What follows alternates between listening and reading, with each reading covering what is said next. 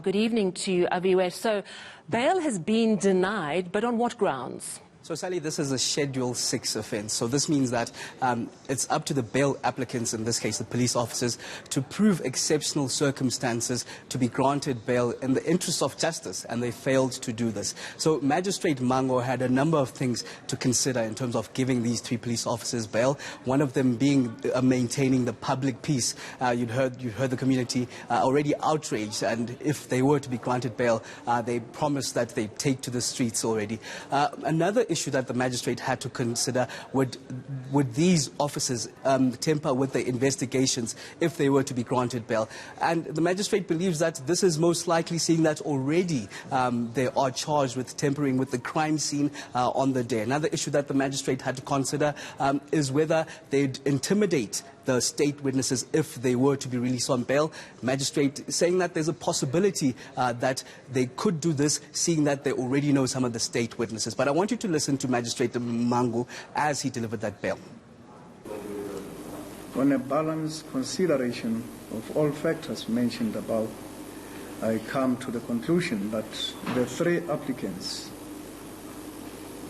have failed on a balance of probabilities to prove exceptional circumstances.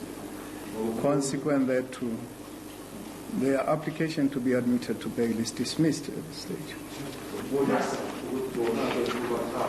Now, today you also spoke to Nathaniel Julies' mother about the bail being denied for those three police officers. I would imagine she was quite satisfied with that outcome. In the end, she was satisfied, but it's been quite a roller coaster ride just today as well. I remember when the court was adjourned just for a bit there, how she was weeping, teary-eyed essentially, and even speaking to the El Dorado community, threatening to take to the streets if these three police officers were to be granted bail. But essentially, in speaking to Bridget Harris, she did say that she's elated of this outcome, but it's still a long way to go. Let's listen to Nathaniel's mother, Bridget Harris. I'm very happy that the magistrate consider the community and that he denies them bail.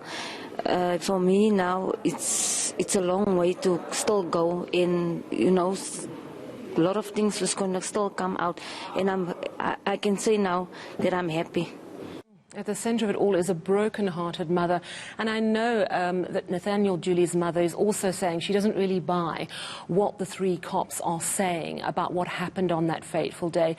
Last week, quite a lot of information came out from the police officer's perspective. We know, for example, that accused number 2, Caylene Whiteboy, is the young officer who actually fired that shot. She says she was acting on orders of her superior, and there was all sorts of interesting information coming out.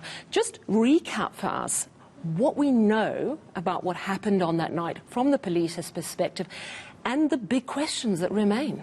She says she's received 45 death threats, some of them coming from accused number 1, Simon Scorpion Ndyalvane, as well as some drug lords in El Dorado Park. I mean, Sally, there's a lot that we can deduce already just from the prima facie evidence that we've heard last week as the bail hearing proceeded. We know it's Caylene Whiteboy who pulled that trigger. She says she didn't intentionally mean to kill Nathaniel. That shotgun that she used on the day was booked off essentially by accused number 1, Simon Scorpion Ndyalvane, with no ammunition. That raises a number of questions already, because we know one of the charges there are the possession of prohibited ammunition. We understand that specific shotgun was used earlier on in the day, the 26th of August, that fateful day where Nathaniel Julies was gunned down. It was used in Freedom Park already, where it was fired by Caylene Whiteboy. There, when she fired that shotgun, it was loaded with rubber bullets. She says unknowingly to her during the day that ammunition was then changed to live ammunition, and then later on in the evening, around about 9 o'clock, she was given the order by Simon Scorpion Ndyalvane to shoot Nathaniel Julies, which she said she still thought it was still rubber bullets that were at play. We then understand that Nathaniel was immediately taken to Baragwanath Hospital, where accused number 3 was then involved, Voster, Netshiongolo, the officer who was off duty on that day, off sick in fact on that day.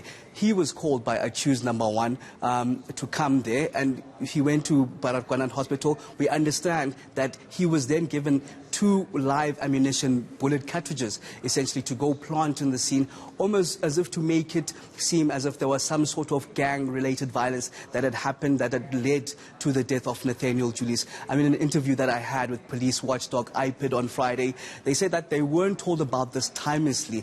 It raised a number of concerns because in such incidents, whatever grievances or aggressions that the police do, they're supposed to report it immediately to IPID, whether it's rape or murder, natures of this incident. We understand that that was done only a day later, which IPID says it's taking up with the station commander as we speak. So a number of things that we can deduce already from the prima facie evidence that we heard in the bail hearing, Sally.